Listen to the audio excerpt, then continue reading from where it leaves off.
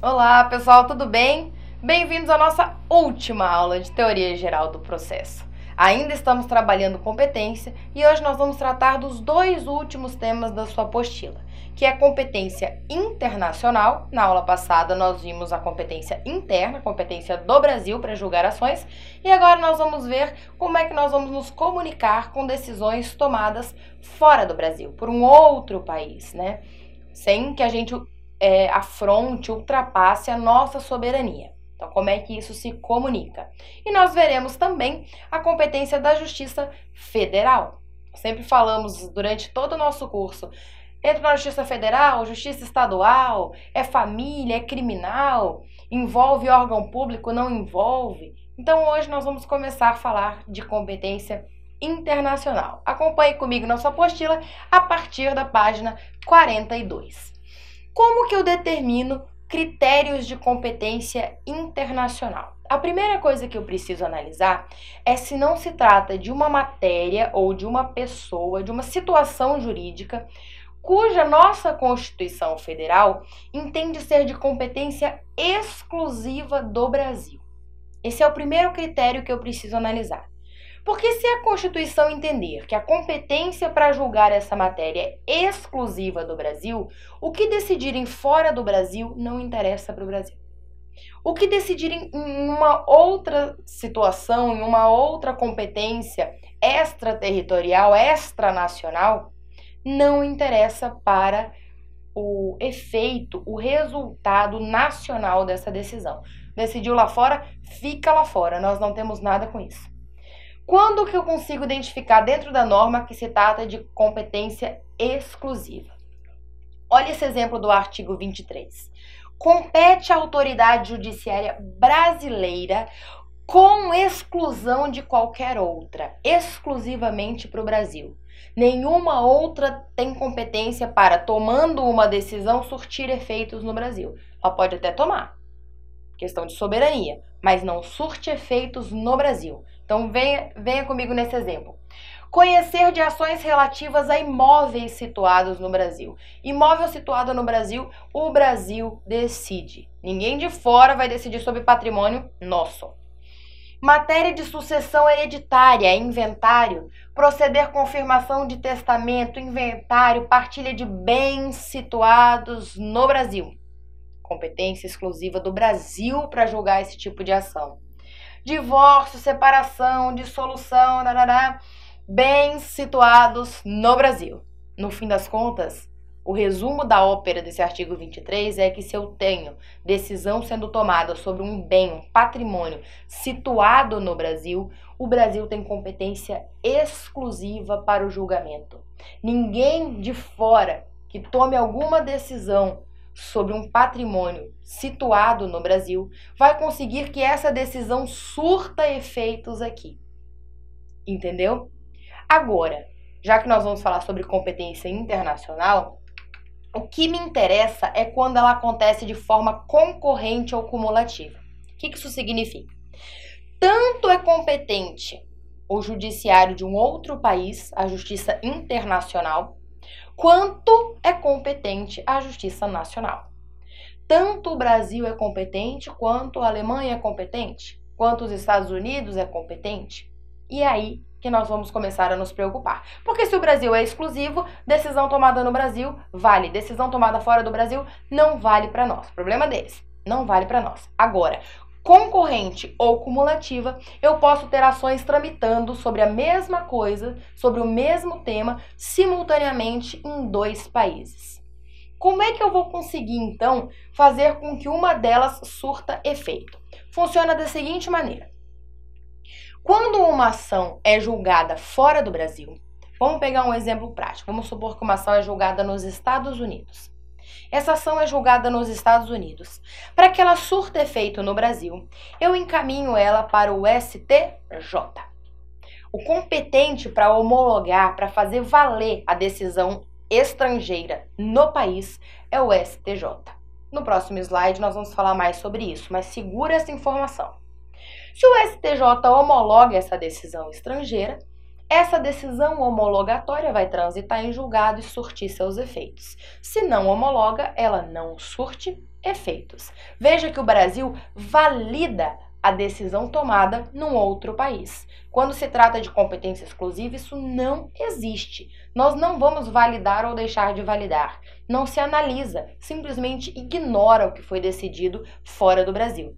Agora, concorrente ou cumulativa, o que foi decidido lá fora é validado aqui dentro para que então possa surtir efeitos. Ok até aqui?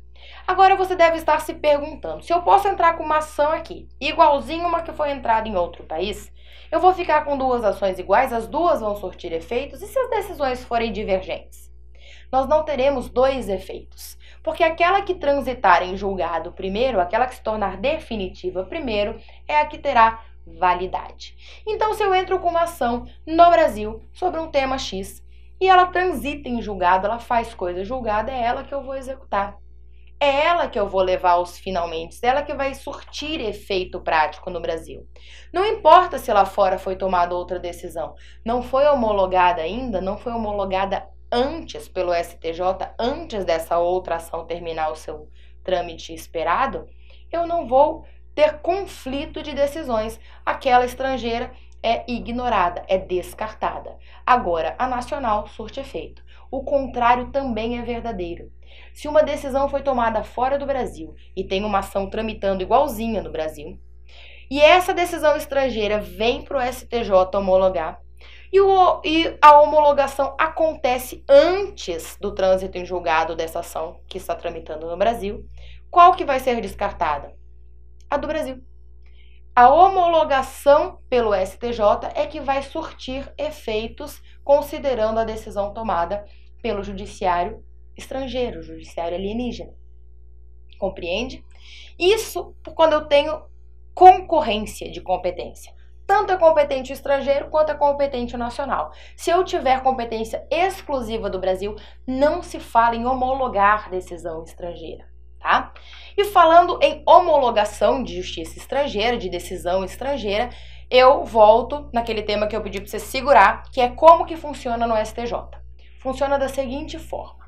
Para eu homologar uma decisão estrangeira, eu, o interessado, a parte interessada, pego aquela decisão. Não pode ser de qualquer forma. Ela precisa ter sido tomada por agente competente, autoridade competente.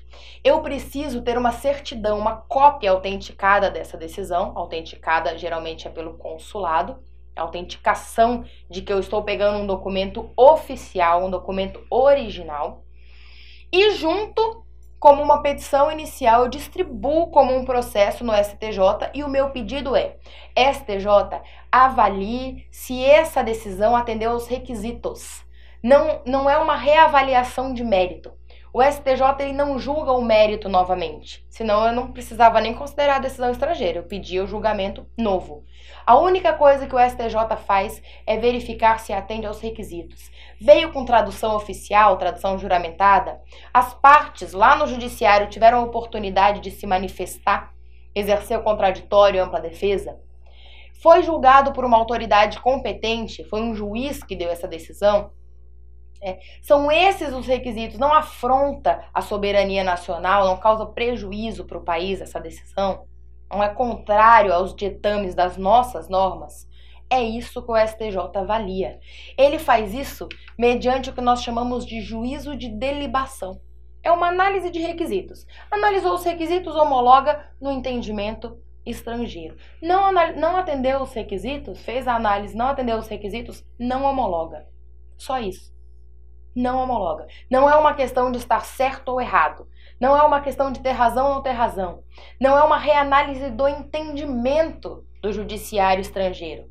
É só análise de requisitos. É chamado de juízo de delibação. Fez o juízo de delibação, homologou, transitou em julgado, surte efeitos dentro do país. Só tem uma exceção, uma decisão judicial estrangeira que não precisa passar por essa homologação, que é quando eu tenho um divórcio consensual. Divórcio consensual feito no estrangeiro surte efeitos automaticamente no Brasil. Não precisa passar pelo crivo de validação do STJ, certo?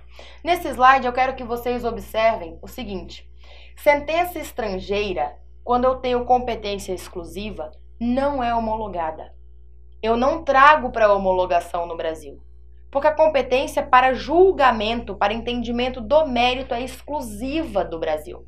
Então não adianta tomar uma decisão estrangeira e pedir para o STJ homologar. A competência é exclusiva do Brasil, ele não vai homologar, ele não vai validar uma decisão estrangeira. Então não adianta. Não produz efeitos no Brasil. Fica lá, produz efeitos lá fora. Aqui não toca no mundo de fato, no mundo dos fatos nacional. Agora, se for competência concorrente, aí sim, aí vem a decisão de fora, o STJ analisa os requisitos, faz o chamado juízo de delibação, validou, considera bacana, funciona, então beleza, não mexe no entendimento, só mexe nos requisitos. Atendeu aos requisitos, está documentado certinho, homologa e passa a surtir efeitos no Brasil. Além dessa competência internacional, nos interessa falar agora da competência da Justiça Federal, a última da sua apostila, que você achou que nunca ia acabar. Então, a Justiça Federal, a primeira coisa que eu preciso que vocês observem sobre ela é que ela não é uma justiça especial. Não é igual à Justiça do Trabalho, à Justiça Militar, à Justiça Eleitoral, que é chamada uma justiça de competência especial. Não é. Ela é separadinha, mas ela é ordinária, assim como a estadual. Ela é uma justiça considerada comum. Então, por que algumas ações são julgadas por juízes federais e outras por juízes estaduais? A norma, em regra, o artigo 109 da Constituição Federal, deixa claro em quais matérias ou quais pessoas ou quais funções são julgadas na Justiça Federal.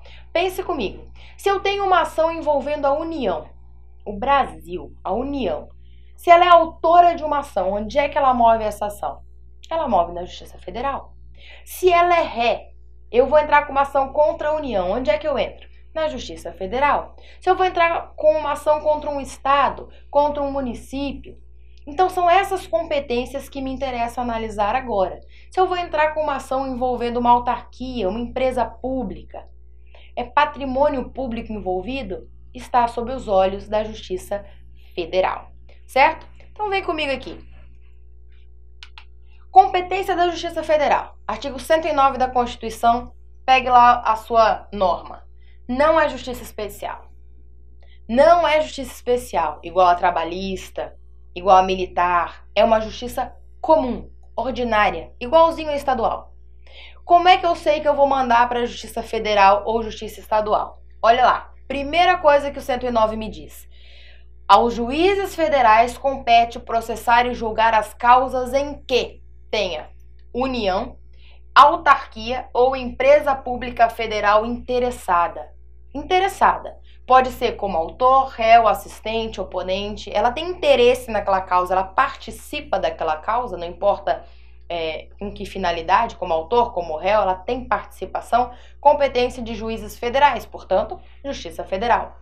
União, eu até fiz uma ressalva para você aqui, inclui órgãos, ministérios, departamentos, porque se eu for litigar contra um ministério, ele não é o réu.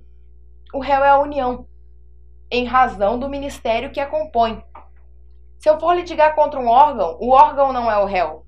O réu é a União. Da mesma forma, a União é a autora, se ela for falar em nome de um órgão, de um ministério, etc. Tá? Agora, nas causas em que eu tenho esse tipo de pessoa, união, entidade, lembra que nós falamos sobre critérios de competência? Qual é o critério de competência que o 109 da Constituição Federal me deu aqui? Ele me deu um critério em razão da pessoa. É a pessoa envolvida que fez com que a competência ficasse na Justiça Federal. Que pessoa é essa? A União, são pessoas jurídicas. A União tem CNPJ e tudo, tá? União, suas autarquias, empresa pública federal, é a pessoa envolvida que fez com que a competência ficasse na Justiça Federal. Mas esse inciso 1 também me traz um critério de exclusão. Ele diz o seguinte: se essa ação, mesmo que envolva autarquias, etc., tratar sobre falência, acidente de trabalho, ações referentes à justiça eleitoral ou do trabalho, não é na Justiça Federal. Ele tira a competência da Justiça Federal. Envolveu falência, acidente de trabalho, justiça eleitoral ou trabalhista, não é aqui. Vai ser na eleitoral, na trabalhista, na vara de falência, não é na Justiça Federal. Então eu tenho no mesmo inciso um critério em razão da pessoa e um de exclusão em razão da matéria. Essa matéria aqui não fica na Justiça Federal, certo? Lá no inciso 2 diz o seguinte, essa é bem interessante porque é pontual. É assim ou não é? Quando eu tiver num dos polos da ação um estado estrangeiro, um outro país, ou um organismo internacional litigando contra um município ou uma pessoa domiciliada e residente no Brasil, aqui não precisa necessariamente ser um brasileiro, mas alguém com domicílio no Brasil, a competência é da Justiça Federal. Por quê? Porque a Constituição quis assim. Ela distribuiu a competência dessa forma, de forma expressa. Ela diz, ó, as causas entre um estado estrangeiro e um organismo internacional e, do outro lado, um município ou pessoa domiciliada e residente no Brasil vão ser julgadas por um juiz federal. Ela estabeleceu dessa forma, tá? Acidente de trabalho, que nós falamos ali como uma exceção à competência da Justiça Federal, nós temos que fazer uma análise que distribui quem é o réu. Se o réu nesse acidente de trabalho for o INSS, competência da Justiça Estadual. Se o réu for o empregador, competência da Justiça do Trabalho, tá? A gente já sabe que não é federal pelo critério de exclusão. Então, onde é? É INSS, Justiça Estadual. É o empregador, o réu? Justiça do Trabalho, tá? Critério de exclusão em razão da matéria. No artigo 45, essas causas de falência, recuperação judicial e insolvência civil, novamente me traz como um critério de exclusão. Me diz o quê? Não me diz é da Justiça Federal, me diz não é. Se tratar de insolvência, falência, recuperação, não julga na Justiça Federal, vai julgar na estadual, tá?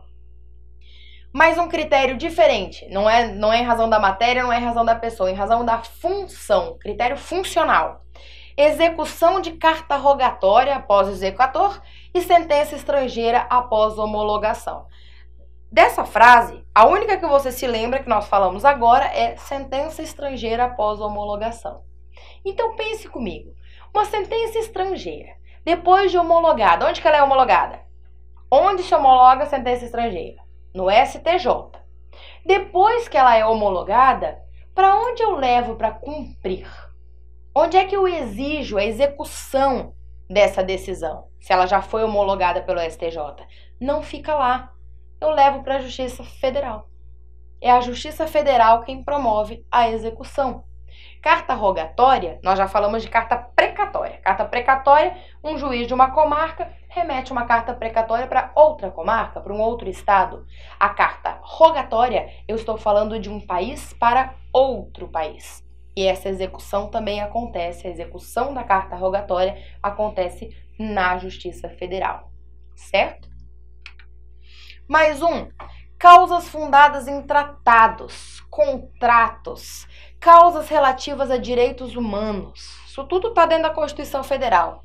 Grave violação de direitos humanos, situação que envolve direitos indígenas, referentes à nacionalidade, naturalização. Eu estou falando do quê? Eu estou falando de pessoa, eu estou falando de matéria, eu estou falando de função. Que critério é esse estabelecido? Matéria. A matéria é de direitos humanos. A matéria envolvida é indígena, é de nacionalidade, naturalização, que é direito indisponível, inclusive. Então, onde que eu vou julgar esse tipo de causa? Na Justiça Federal. E aí é em razão da matéria, certo? Empresa pública. Empresa pública, batata. Está escrito lá na Constituição. Se eu tenho uma empresa pública, Caixa Econômica Federal, por exemplo, patrimônio dessa empresa é público, é federal. Onde eu julgo? Eu julgo na Justiça Federal. Correios e Telégrafos. É empresa o quê?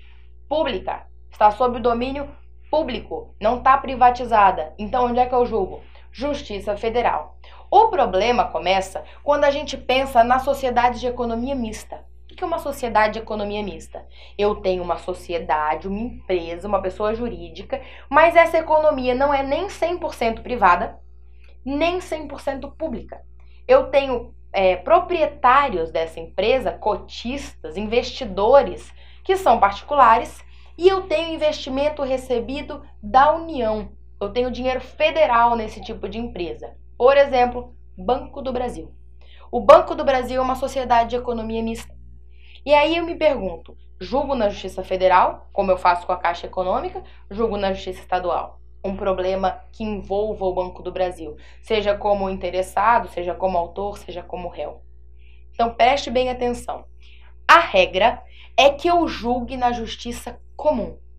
Eu só vou julgar na Justiça Federal se a União, não a pessoa jurídica Banco do Brasil, não a pessoa jurídica Sociedade de Economia Mista, a União, enquanto federação, intervir no processo de alguma forma. Se houver intervenção da União, como assistente ou como oponente, aí a competência sai da estadual e vai para a federal. Caso contrário, eu estou litigando com o Banco do Brasil, que é o nosso exemplo. Eu vou litigar na Justiça Estadual. A União passou a intervir de alguma forma, sai da estadual, vai para a federal, certo? Onde que nós vamos encontrar isso? Depois de muitas decisões judiciais, o nosso judiciário ele cria as chamadas súmulas, que é uma situação pacificada, um entendimento pacificado, é assim e pronto. Dentro dessas súmulas, nós vamos ver exatamente a regra geral e a exceção quanto à sociedade de economia mista. Então veja comigo, súmula 508 do STF, compete à Justiça Estadual, regra geral, em ambas as instâncias, julgar e processar causas em que for parte o Banco do Brasil, que foi o nosso exemplo.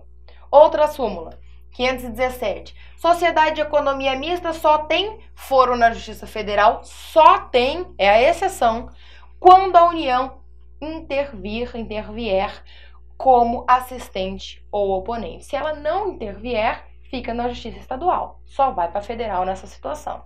A súmula 556, compete à Justiça Comum julgar as causas em que é parte sociedade de economia mista. Pode observar que a 556 e a 508 dizem a mesma coisa. A diferença é que a 508 menciona o Banco do Brasil. E a 556 só fala em sociedade de economia mista, mas ela traz a regra geral. A regra geral é julgar na Justiça Estadual, certo? E a número 42 agora do STJ, compete à Justiça Comum Estadual processar e julgar as causas em que é parte sociedade de economia mista. Então, qual é a regra? Sociedade de economia mista, eu julgo na Justiça Estadual. Excepcionalmente, se a União intervier como assistente ou oponente, a competência passa a ser da Justiça Federal. Certo?